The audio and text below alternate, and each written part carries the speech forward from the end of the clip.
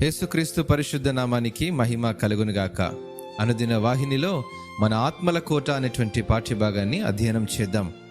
యోహాను రాసిన 2వ పత్రిక 1వ అధ్యాయము 8వ వచనం ప్రకారము, మేము మీ మధ్యను నెరవేర్చిన కార్యములను చెడగొట్టుకొనక మీరు పూర్ణ ఫలము పొందినట్లు జాగ్రత్తగా చూచుకొనుడి. మనం ఎల్లప్పుడూ మనల్ని మనం కాపాడుకుంటూ ఉండాలి. అంతకంటే ప్రాముఖ్యం మన హృదయాలను భద్రపరుచుకుంటూ ఉండాలి. ఎందుకంటే మనం ఎటువంటి ప్రమాదకరమైన విషయాలకు తావు లేకుండా గమనించుకుంటూ ఉండాలనేదే. లోకంలో ఏదైనా అనుకోని సంఘటనలు జరిగినప్పుడు మొదటిగా వెలుపటి విషయాల కంటే మన ఆత్మల కోట వైపు దృష్టిని సారించాలి.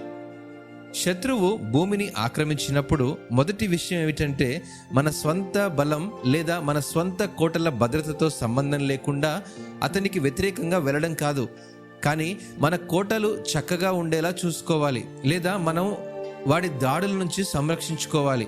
అలా అయితే మనము శత్రువును బహిరంగ మైదానంలో పోరాడడానికి విశ్వాసంతో ముందుకు వెళ్ళవచ్చు.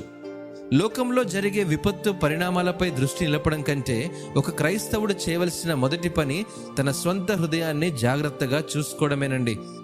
దేవుని ద్వేషించేవారు, క్రీస్తును తిరస్కరించేవారు, పాపభరితమైన ప్రపంచంపై దేవుని అనివార్యమైన తీర్పు వైపు ప్రపంచం ఉరుములు మెరుస్తున్నప్పుడు ఒక వక్రీకృత సువార్తను ప్రకటించడం లేదా వివేచన లేని ప్రజలను మోసగించే తప్పుడు బోధకుల సంఖ్య రోజురోజుకు పెరుగుతోంది. ఈ వాక్యం ప్రకారము మనం లేఖనాధారమైనటువంటి సత్యాన్ని గట్టిగా పట్టుకోవాలని మనకు యోహాను వివరించాడు. అదేమిటంటే, యేసు దేవుని కుమారుడని, ఆయన మొదటి రాకడలో నిజమైన మనిషిగా భూమిపైకి వచ్చాడని, అతను లోక పాపం కోసం బలి అర్పణగా వచ్చాడని, అతను పాపం తెలియని మనిషిగా అవతరించాడని, తద్వారా అతను తన రక్తాన్ని చిందించి లోకం యొక్క పాప విముక్తికి వెల చెల్లించడానికి లేదా పడిపోయినటువంటి వారిని తిరిగి దేవునితో సమాధానపరచడానికేనని గ్రహించాలి. ఈరోజు మనం సత్య సువార్తను గ్రహించి మన గొప్ప రక్షణలో దేవునిని కీర్తించేందుకు సిద్ధంగా ఉందాం.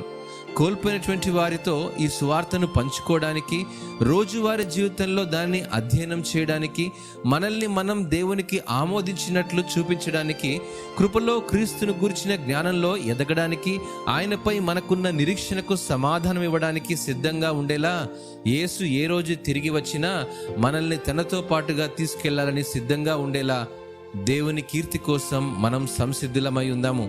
అట్టి కృప ప్రభు మనందరికీ దయచేయునుగాక. ఆమెన్.